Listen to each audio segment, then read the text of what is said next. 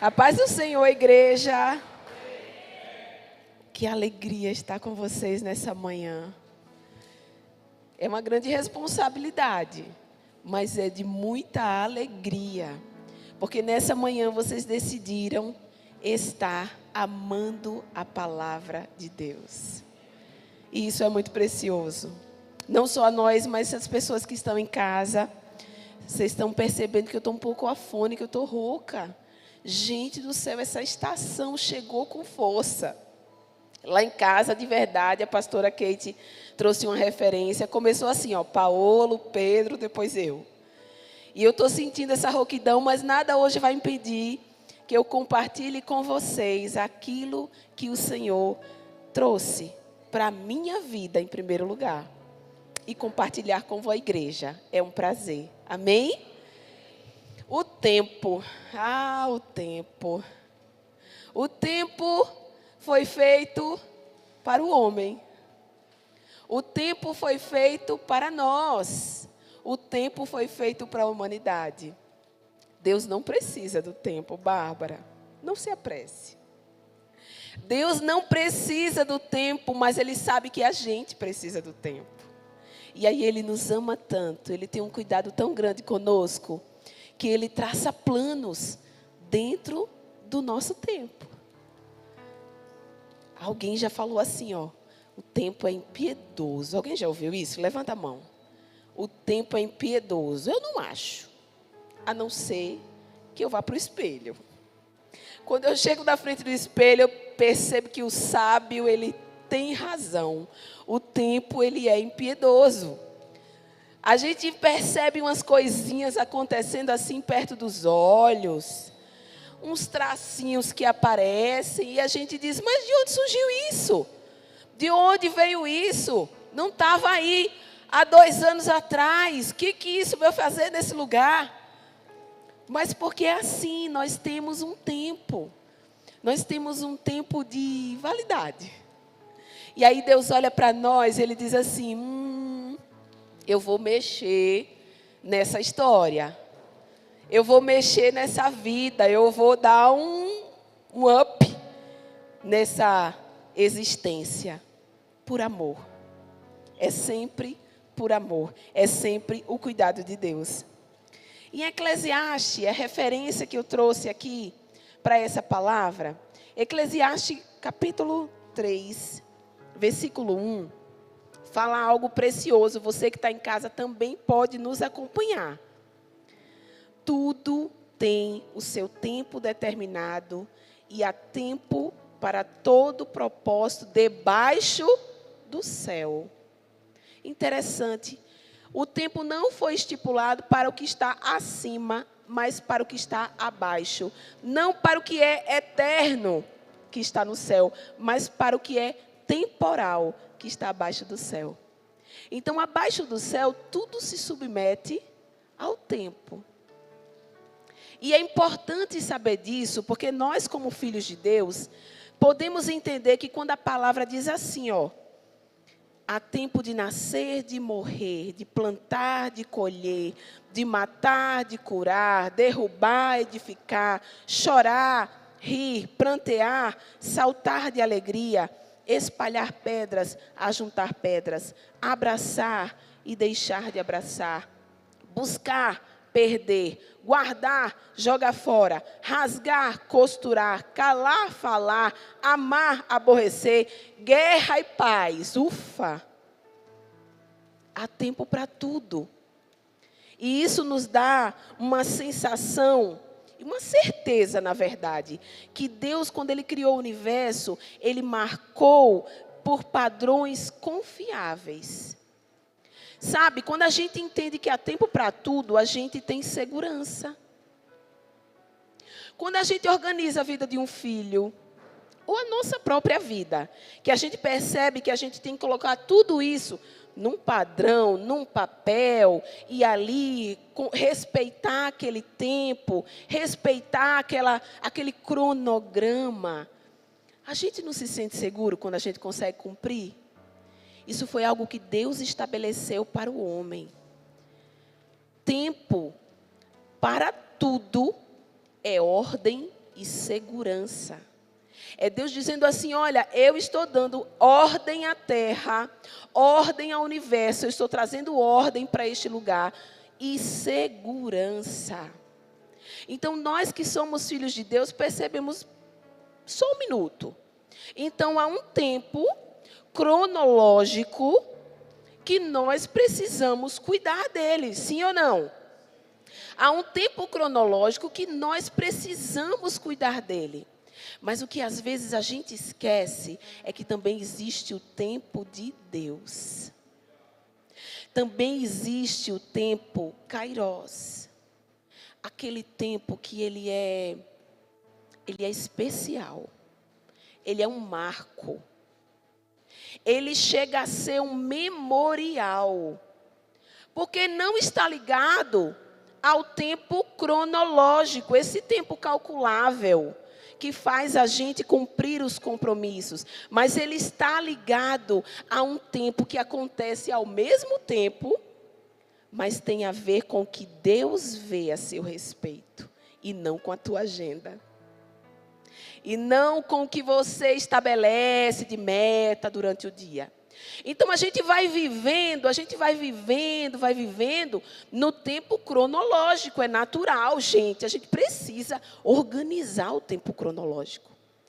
Mas a gente não pode esquecer que dentro desse tempo, que enquanto esse tempo acontece, a vontade de Deus, ela vai sendo estabelecida na nossa vida. Vai se movendo as águas num lugar invisível a seu respeito. E Deus vai trazendo cada vez mais e cada vez mais e cada vez mais aquilo que Ele tem para nós. Porque a gente vive esse tempo cronológico meio que eu tenho que cumprir a meta da semana, eu tenho que fazer, e eu, inclusive, compromissos na igreja. Mas você não consegue enxergar o tempo Kairos, que é o tempo de Deus, se você não tiver tempo com Deus.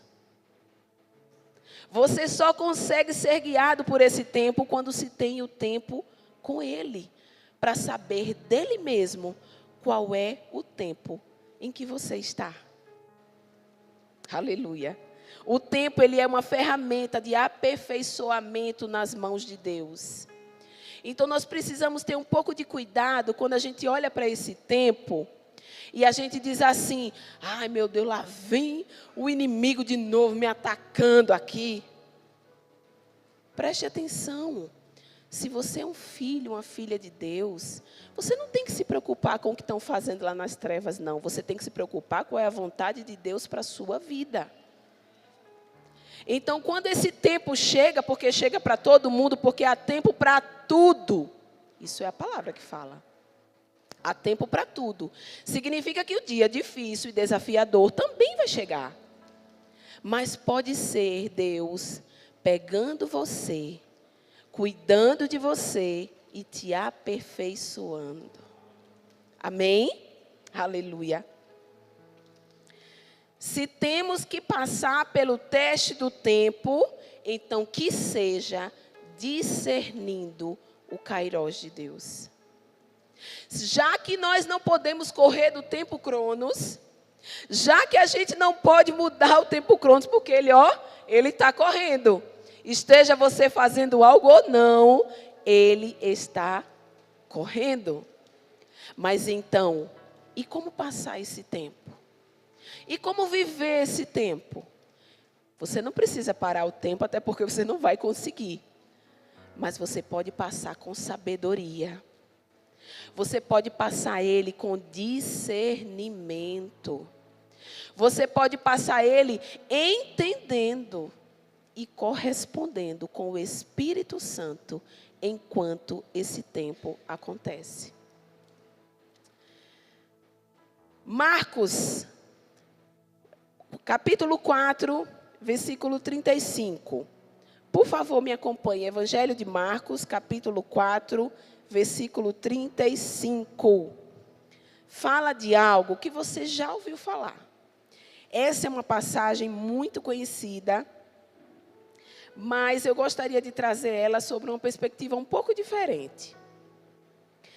Evangelho de Marcos, capítulo 4, versículo 35.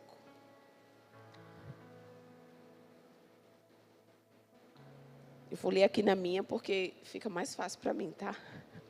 Mas vocês podem acompanhar. Jesus acalma a tempestade. Ao anoitecer, Jesus disse a seus discípulos: vamos atravessar para o outro lado do mar. Com ele a bordo, partiram e deixaram a multidão para trás, embora outros barcos o seguissem. Logo, uma forte tempestade se levantou. As ondas arrebentavam sobre o barco, que começou a encher-se de água. Jesus dormia na parte de trás do barco, com a cabeça numa almofada, num travesseiro. Os discípulos o acordaram, clamando: Mestre, vamos morrer. O Senhor não se importa? Jesus despertou, repreendeu o vento e disse ao mar: silêncio, aquiete-se. De repente o vento parou e houve grande calmaria. Então Jesus lhe perguntou: por que estão com medo? Ainda não têm fé? Apavorados, os discípulos diziam uns aos outros: quem é este homem que até o vento e o mar lhe obedecem? Eu leio essa passagem e eu acho muito engraçado. Mas eu não acho engraçado o desespero dos discípulos, por favor. Eu acho engraçado, gente, você imagine uma pessoa naquele cochilo, naquele sono bom, pesado, e alguém vai, por mais suave que seja. As mulheres sabem como é acordar os maridos nessa condição. Você dá só um toquezinho. Amor, parece que está acordando dentro de um afogamento. E é uma bagunça, você até se assusta. E aconteceu um dia desse, eu não ia falar não, mas um dia desse eu acordei o Paulo desse jeito. E quando eu li essa passagem, eu fiquei pensando, será que foi assim que Jesus acordou? Nesse desespero, sufocado? Você imagine, Jesus estava dormindo, uma tempestade acontecendo. Ele no maior sono. Ele não foi acordado pela tempestade, alguém acordou ele. O pessoal achando que ia morrer. E devia ter ficado pensando o seguinte: ora, mas se eu morrer, ele vai morrer também, acorda ele. Vê se ele se dá tempo de fazer alguma coisa. E alguém corajosamente vai e diz: mestre, a gente vai morrer. Incluiu ele também, né? E aí, ele desperta. E ele olha em volta, avalia o que estava acontecendo e dá uma ordem ao vento e ao mar. E o interessante é que tudo vira bonança logo em seguida. Mas fica o burburinho lá, depois que tudo aconteceu. Mas quem é esse? Quem é esse que acalmou o vento e o mar? Parece com a gente. Às vezes a gente vê: Jesus, socorro! Bate uma angústia. A gente não consegue perceber que Jesus já está no barco. Ele já está lá. Mas a gente se angustia. E aí a gente vai pedir ajuda a um e pede ao outro e chama Jesus. Vem cá, Senhor. E ele já está lá. E aí ele vem, ele faz. E depois a gente fica assim: meu Deus, como foi que isso se resolveu? Como que isso foi para o lugar? Como que aquela cura chegou? Como que aquele casamento foi restaurado? Como que aquela vida foi alcançada? Não tem explicação. Não tem explicação. Muitas vezes nós estamos no barco, mas não estamos vendo Jesus. Por isso que é tão importante discernir. Discernir é para os filhos de Deus. Discernir é para você, que conhece a palavra de Deus. Discernir é algo precioso que está nas nossas mãos, como família, como reino acessível. Essa ferramenta que faz com que a gente passe pelo tempo, entendendo o tempo. Não é que tudo tem que ser bom. Não é que tudo tem que ser perfeito, mas você passa pelo tempo, Cronos, compreendendo o Kairós de Deus. Compreendendo o tempo de Deus para a sua vida, porque há tempo para tudo debaixo dos céus. Aleluia. Mas o que é então o discernimento? É a capacidade de avaliar com sensatez, bom senso e com clareza uma situação. Você sabe quem foi que teve a inteligência, o discernimento de pedir discernimento? Salomão. Abra sua Bíblia em 1 Reis, capítulo 3, versículo 9. 1 Reis, capítulo 3, versículo 9. A pessoa que nós conhecemos biblicamente com a maior capacidade de sabedoria, entendeu que não poderia governar tudo que Deus colocou em suas mãos, se não fosse com discernimento. Então, é ou não é para nós? É ou não é para nós? É para nós. Parar 2 minutos para dizer, Senhor, qual é a tua vontade? Pode fazer toda a diferença entre o tempo de viver e o tempo de morrer. Parar 2 minutinhos para saber, Senhor, eu vou ou fico? Eu faço ou não faço? Compreender que depender de Deus vai fazer diferença na sua vida pode ser exatamente a diferença entre guerra e paz. 1 Reis, capítulo 3, versículo 9. Dá a teu servo um coração compreensivo, para que eu possa governar bem o teu povo e saber a diferença entre o certo e o errado. Pois quem é capaz de governar sozinho este teu grande povo? Algumas versões dizem, para discernir entre o certo e o errado. Nós precisamos do discernimento do tempo. Preste atenção. É interessante que eu sempre sou ministrada pela natureza. Às vezes eu estou num determinado lugar e Deus fala comigo através de como a natureza se comporta, mesmo não tendo a capacidade de pensar. Foi uma ordem que foi dada lá na criação, mas até hoje a natureza segue o seu próprio rumo. Nós temos as estações do ano. E as estações do ano, elas seguem interdependentes. E elas são sempre na mesma ordem. Por quê? Porque elas precisam cumprir uma etapa para entrar na próxima. Então, é necessário que venha um calor de lá no Nordeste. Eu acho que essa foto aqui foi tirada lá na Praia do Gunga, será?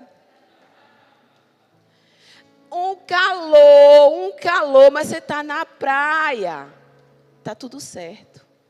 E aí você está no verão e daqui a pouco a pele começa a causar e as suas flores que não suportam muito sol começam a morrer. Mas aí em seguida vem uma outra estação. E a próxima estação é o outono, exatamente a que nós estamos agora. Aí vem os prejuízos. O outono é a estação que normalmente as rinites e as sinusites, né? É complicado. Mas é uma estação, ela vai passar, Wander. As estações, elas passam, elas são necessárias. É necessário que dê um vento forte nessa estação, para que as folhas secas do verão, queimadas do sol, caiam, para que venha a estação seguinte, que me dá até arrepio de pensar. O inverno. De um lugar que eu vim, o máximo que dava era 21 graus, já estava de casaquinho, arrumada, bonita. Aí, de repente, eu chego aqui no primeiro ano, dá 1 grau. Aí eu digo, Jesus, me mande de volta. Eu quero voltar para a minha terra.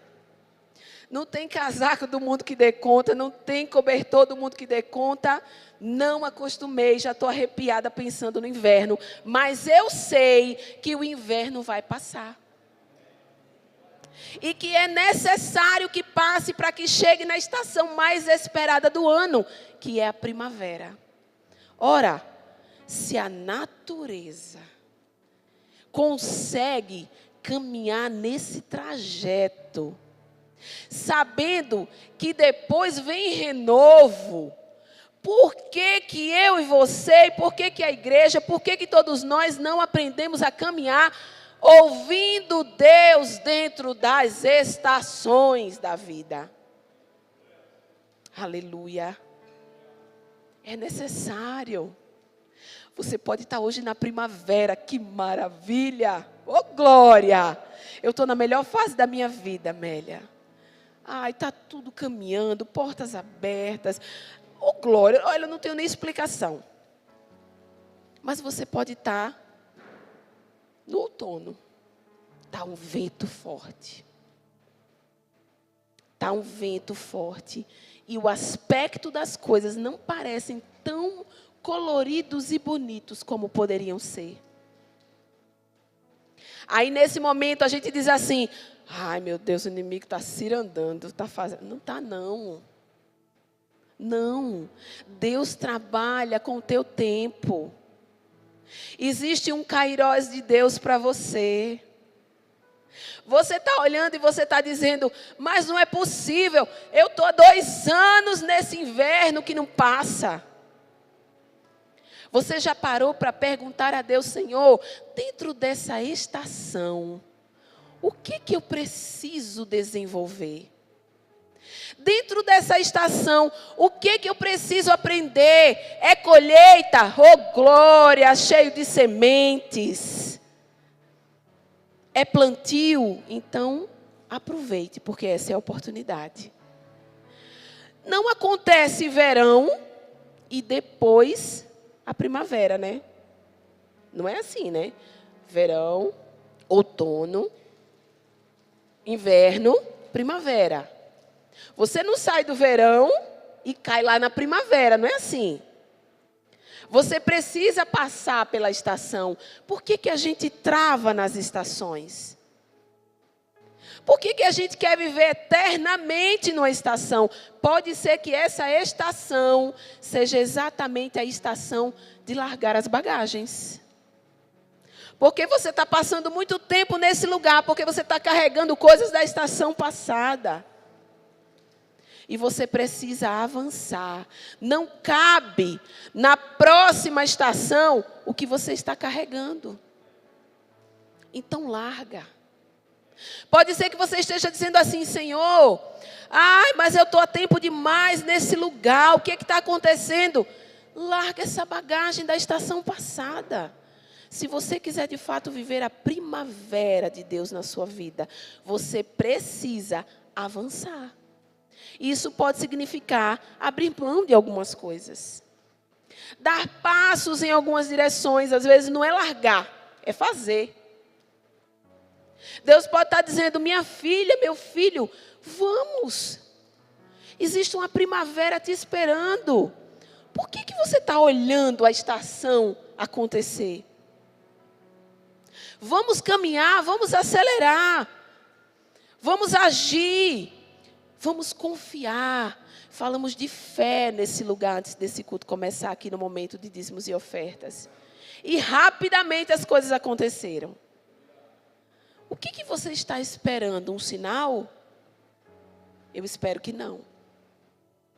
Eu queria que você abrisse comigo em Mateus, Evangelho de Mateus, capítulo 16, do capítulo 1, do versículo 1 ao 4. Evangelho de Mateus, capítulo 16, versículo 1 ao 4. Existe um diálogo muito famoso. Esse diálogo aconteceu entre Jesus e 2 facções religiosas que entre si já tinham problema.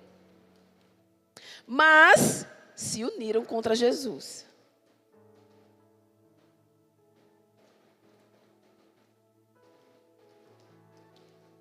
Se uniram contra Jesus. Contra Jesus é sempre assim, né? O pessoal se une mesmo tendo pensamentos diferentes, mas fortalece a perseguição.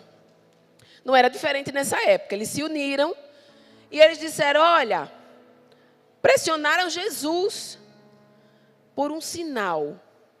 Os fariseus e os saduceus se aproximaram de Jesus e tentando, pediram-lhe que lhes mostrasse um sinal vindo do céu.